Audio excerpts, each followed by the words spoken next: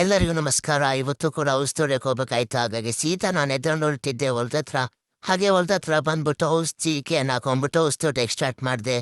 ಹಾಗೆ ಔಷಧಿ ಹೊಡ್ಕೊಂಡು ಸೀದಾ ಹೊರಟಿದ್ದೆ ನಾನು ಮನೆ ಹತ್ರ. ಮನೆಯಾಗ ಹೋಗ್ಬಿಟ್ಟು ಸ್ನಾನ ಗೀನ ಮಾಡ್ಕೊಂಬಿಟ್ಟು ಸ್ಟ್ರೈಟಾಗಿ ರೆಡಿ ಆಗ್ಬಿಟ್ಟು ಹೊರಟಿದ್ದೆ ನಾನು ಆಂಜನೇಯಮೂರ್ತಿ ಹತ್ರ. ಹಾಗೆ ಈ ಬಡತವಿಂದ ದೇಶ ಉದ್ಧಾರ ಆಯ್ತದ. ಆಂಜನೇಯಮೂರ್ತಿ ಅವ್ರ ಅಂಗಡಿಯಲ್ಲಿದ್ದ ಅವನನ್ನು ಕೂಡ ಕರ್ಕೊಂಡು ಸೀದಾ ಹೋಗಿದ್ದೆ ನಾವು ಕಾಲೇಜ್ ಹತ್ರ. ಹಾಗೆ ಕಾಲೇಜ್ ಹತ್ರ ಹೋಗ್ಬೇಕಾರೆ ನಮ್ಮ ಬ್ರದರ್ ಸಿಕ್ಕಿದ್ರು. ಅವ್ರಿಗೊಂದು ನಾಯಿ ಮಾಡ್ಕೊಂಡು ಸೀದಾ ಅಂಗಡಿ ಹತ್ರ ಹೋಗಿ ನಾನು ಆಂಜನೇಯಮೂರ್ತಿ ಟೀ ಕುಡ್ಕೊಂಡು ಕೂತ್ಕೊಂಡಿದ್ವಿ. ಕಾಲೇಜಿ ಬಿಡ್ತು. ಹಾಗಾಗಿ ನಮ್ಮ ಫ್ರೆಂಡ್ ಕರ್ಕೊಂಡು ಸೀದಾ ಹೊರಟಿದ್ದೆ ನಾವು ಪೆಟ್ರೋಲ್ ಬಂಕಿಗೆ. ಹಾಗಾಗಿ ಪೆಟ್ರೋಲ್ 30 ರೂಪಾಯಿ ಪೆಟ್ರೋಲ್ ಹಾಕಿಸ್ಕೊಂಡು ಒಂದು ಚಿಪ್ಸ್ ತಗೊಂಡು ಸೀದಾ ಮಾವಿನಹಣ್ಣಿ ಎಲ್ಲಿದೆ ಅಂತ ಹುಡ್ಕೊಂಡು ಹೋಗಬೇಕಾರೆ ಒಂದು ಸಿಕ್ಕಿದ್ದ ಈ ಮರ. ಆ ಮರದಲ್ಲಂತೂ ಸಣ್ಣ ಕಿತ್ವ. ಅದನ್ನು ಕೂಡ ಆಂಜನೇಯಮೂರ್ತಿ ಕಿತ್ಕೊಳಕ್ಕೆ ಇದ್ಯಾವುದೋ ಹೊಸ ಪ್ರತಿಭೆ ಸಾಹಸ ಮಾಡ್ಕೊಂಡು ಕೊನೆಗೂ ಒಂದು ಕಿತ್ಕೊಂಡು ಕೊಟ್ಟ. ಅದನ್ನ ತಗೊಂಡು ಸ್ಟ್ರೈಟ್ ಆಗಿ ಹೊಟ್ಟಿದ್ದೆ ನಾವು ಸಂತೆಗೆ.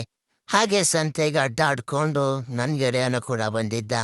ಅವನು ನಮ್ಮ ಮಾತಾಡಿಸ್ಕೊಂಡು ನಮ್ಮ ಹುಡುಗ ಅಂತವ್ರ ಹುಡುಗಿ ಜೊತೆ ಚಾಟ್ ಮಾಡ್ಕೊಂಡು ಹೋಗ್ತಿದ್ದ. ಈ ಬಡತವಿಂದ ದೇಶ ಉದ್ಧಾರ ಆಯ್ತದ.